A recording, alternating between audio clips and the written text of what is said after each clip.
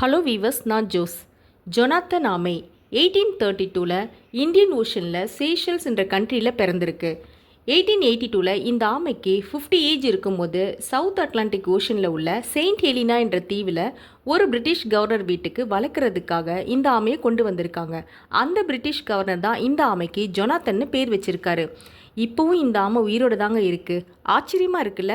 அதே வீட்டில் தாங்க இருக்குது. இந்த ஜொனாத்தன் ஆமைக்கு இப்போ வயசு பார்த்திங்கன்னா 192 வயசு ஆகுதுங்க. 31 கவர்னர்கள் மாறி இருக்காங்க.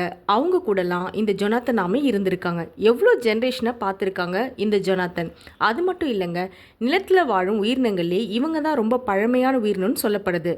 அல்டாப்ரா ராட்சச ஆமையின் கிளை இனமாம் இவங்க. இப்போ ஜொனாத்தன்ற இந்த ஆமை கண் பார்வை கொஞ்சம் சரியாக தெரியலன்னு, ஸ்மெல் பண்ணுற தன்மை கொஞ்சம் குறைஞ்சிருக்கணும், இவங்களை பார்த்து பராமரிக்கிற டாக்டர் சொல்லியிருக்காங்க. இருந்தாலும் இன்னும் 200 வருஷம் கூட இவங்க வாழ்வாங்கன்னு சொல்லப்படுது.